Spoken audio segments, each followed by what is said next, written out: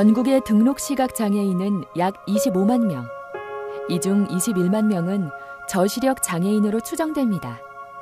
즉, 시각장애인 10명 중 8명 이상은 앞이 전혀 보이지 않는 전맹이 아닌 시력이 떨어지는 저시력 장애인이라는 말입니다.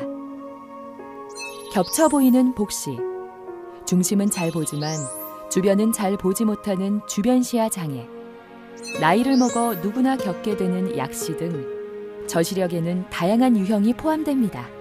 대부분의 사람들이 시각장애인 하면 완전히 안 보이시는 전맹분을 많이 떠올리신데요. 저처럼 저시력이신 분도 상당히 많으시거든요. 앞으로 시각장애인을 보실 때 다양하게 생각해 주셨으면 좋겠습니다.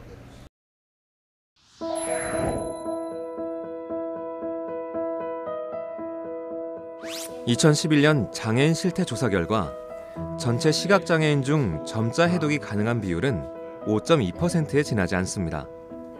물론 자립생활교육이나 맹학교의 특수교육을 통해서 점자를 알고 있는 시각장애인의 수는 점자를 주된 문자로 사용하는 인구의 약 2.5배로 추정되고 있습니다. 그러나 점자가 배우기 어려운 것은 누구나 인정하는 사실입니다. 그래서 대다수 시각장애인들은 정보 접근을 위해 점자 외에도 다양한 방법을 사용하고 있습니다.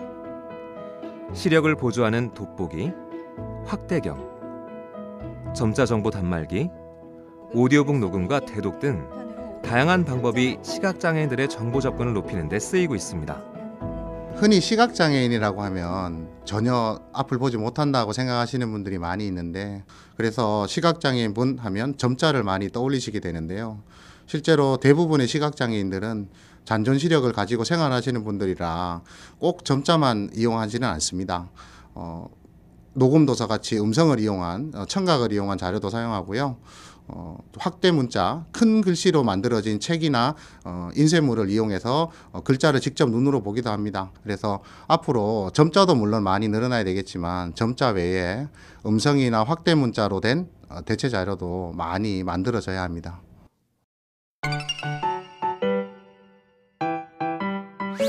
언젠가 시각장애인분이 길을 물어보시는데 어떻게 알려줘야 할지 몰라서 좀 당황했던 기억이 있어요. 시각장애인을 위한 길 안내 시 여기, 저기 같은 애매한 표현은 피해야 합니다. 시각장애인의 위치를 기준으로 전후 좌우의 방향, 몇 발짝 앞이나 몇 미터 앞 등의 거리 등 구체적인 예시를 들어 정확히 알려줘야 합니다. 지금 20발자국 정도 가신 다음에 우측에 우체통이 하나 있습니다. 우체통 주의하셔서 우체통을 오른쪽으로 또한 길 안내 시 도로 상태나 장애물 등 안전을 위협할 수 있는 요소도 함께 알려주는 것이 필요합니다. 조심하세요. 네, 감사합니다. 사실 뭐 말로만 이쪽 저쪽 하면은 저희는 잘 모르거든요. 그러니까 어느 정도까지는 좀 이렇게 안내를 조금 해주셨으면 좋겠고요. 또 어떤 분은 막 무조건 지팡이 끝을 막 잡아끄는 분도 계시는데 그렇게 하면은 굉장히 시각장애 분들이 당황하시게 돼요. 그러니까 좀 이렇게 말로 이쪽 저쪽 그리고 무조건 막 끌고 가는 것보다는 제가 좀 도와드리겠습니다라는 말을 좀 하시고 조금 안내를 해주셨으면 감사하겠습니다. 길을 묻는 시각장애인에게 길을 안내하면서 부축하려고 했더니 그분이 거북스럽게 생각하시는 것 같아 기분이 상했어요. 시각장애인과 동행할 때는 흰 지팡이 반대편에 선 후 시각장애인이 잡을 수 있도록 한쪽 팔꿈치를 살짝 내주는 것이 좋습니다. 이때 반드시 안내해 드릴까요? 제 팔꿈치를 잡아주세요 라는 말을 함께 건네야 합니다. 시각장애인은 팔꿈치를 통해 동행인의 몸 움직임을 감지하게 되고 이를 통해 가는 길이 오르막길인지 내리막길인지를 알게 됩니다. 동행인의 팔꿈치에 닿은 시각장애인의 손이 내려가면 오르막길, 반대로 올라가면 내리막길이라고 판단하는 것입니다. 또한 계단이나 구부러진 길로 들어서기 전에 미리 말로 알려주면 시각장애인이 보다 편안한 보행을 할 수 있게 됩니다. 시각장애인을 돕는다고 하시면서 시각장애인분을 자기 앞에 세우고 시각장애인을 밀면서 안내하시는 분들이 가끔 있습니다. 이렇게 하면 앞에선 시각장애인이 자기 앞에 뭐가 있는지 몰라서 굉장히 두려워합니다. 그래서 시각장애인을 안내하실 때는 꼭 시각장애인분보다 한 발짝 좀 앞에서 시각장애인을 이렇게 데리고 이렇게 가면서 안내하시는 게 좋고요. 또 한 가지는 시각장애인에게 도움을 주려고 말을 걸어야 하는데 말을 걸지 않고 그냥 무작정 팔을 잡거나 부축을 하거나 하시는 분들이 있습니다. 꼭 도움을 주기 전에는 먼저 도와드릴까요? 이렇게 말씀하시고 시각장애인분의 몸을 잡으시면 좋을 것 같습니다. 우연히 본 안내견이 너무 순하게 보여서 좀 만졌는데 시각장애인이 싫어하시더라고요. 안내견은 애완동물이 아닙니다. 안내견은 시각장애인의 외출 시 든든한 파트너가 되어주는 존재입니다. 시각장애인이 안내견을 데리고 보행 중인 경우 절대 안내견의 주위를 흐트러지게 하는 행동을 하면 안 됩니다. 허락 없이 사진을 찍는 것도 자제해야 합니다. 안내견의 주의력을 흐트러뜨리는 것은 물론 시각장애인의 사생활을 침해할 수 있기 때문입니다. 안내견은 눈으로만 예뻐해야 한다는 말을 우리는 모두 기억해야만 합니다.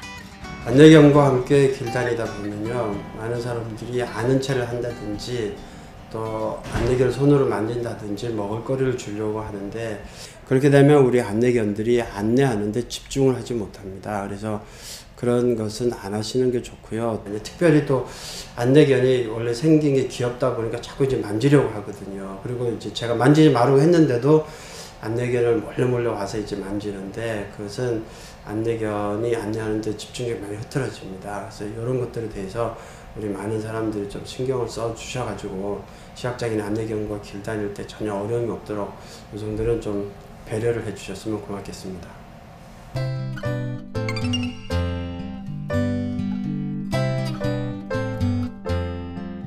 사람들은 시각장애인 하면은 전맹만 떠올리고 선글라스를 꼈을 것이다, 흰지팡이를 들고 있을 것이다 생각을 하는데 저처럼 크게 표시가 안 나는 저시력인들도 많거든요.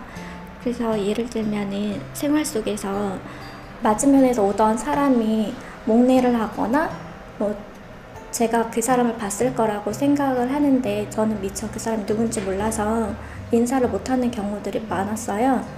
그래서 그때마다 상대방이 너 왜 인사를 안 해? 얘기를 하면 못 봤다고 얘기하고 서로 잘 지낼 수 있을 텐데 그런 얘기들 없이 쟤는 되게 건방지다, 예의가 없다 하고 오히려 주변 분들한테 얘기하고 서로 오해가 생기고 친할 수 있는 기회도 놓치고 상처가 되는 경우들이 많았던 것 같아요. 그래서 이걸 보시는 분들은 저시력 분들을 만나게 되면은 나를 보는 것 같지만은 모를 수도 있겠구나 생각하고 그런 조금의 배려가 있었으면 좋겠습니다.